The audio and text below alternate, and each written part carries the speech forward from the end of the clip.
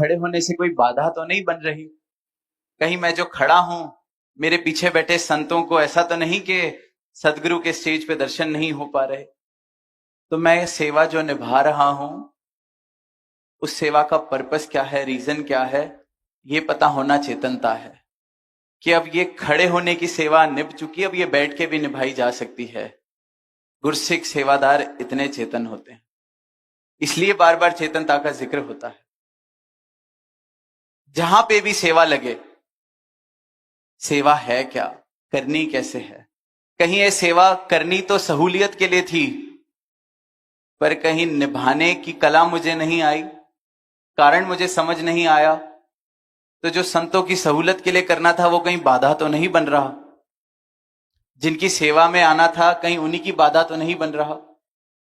और वहीं जब साध संगत के रूप में हम आते हैं, तो कुछ पहलू हैं जो दास ने कहा।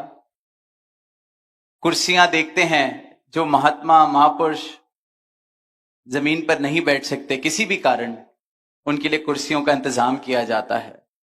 और कुर्सियां पंडाल के बिल्कुल कोने में दोनों तरफ लगाई जाती हैं, बीच में नहीं लगाई जाती, क्योंकि अगर बीच में लगाई गई तो जो उनके पीछे जमीन पर बैठा है, जो महापुरुष पीछे बैठे हैं, उनको फिर वो सिर्फ कुर्सियां दिखाई देंगी, उनको सदगुरु के दर्शन नहीं हो पाएंगे, उनको संतों के आगे दर्शन नहीं हो पाएंगे।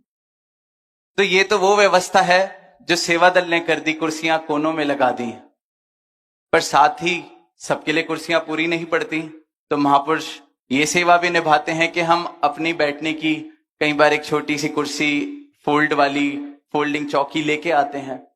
तो हम वहां ये चेतनता निभा सकते हैं, दिखा सकते हैं कि उसको हम पंडाल के किसी ऐसी जगह ना लगा लें कि हमारे पीछे बैठा हुआ महापुरुष, उसका व्यू ब्लॉक हो रहा है, उसका आनंद टूट रहा है, उसके आनंद में मैं बाधा बन रहा हूं।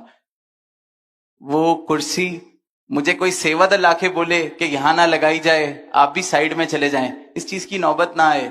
हम अपनी चेतनता खुद दिखा सकते हैं, बाधा ना बने। चेतनता और सेवा संगत में आना भी एक सेवा है, सदगुरु ने कहा।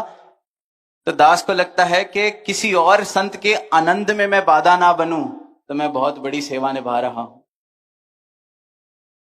लाइनों में आते हैं, पंक्तियों में आते हैं, सदगुरु को देखते हैं तो मन में कभी कभी भाव आ जाते हैं।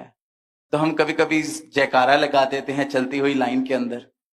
सत्संग चल रहा है, महापुरुष संत अपने वचन रख रहे हैं, और यहां से बड़े दिन बाद दर्शन किए कोई दूर से महापुरुष आए, 5-10 महापुरुष जोर से जयकारा लगा देते हैं। अब भाव तो बड़ा सुंदर है कि सदगुरु का हम जयघोष कर रहे हैं,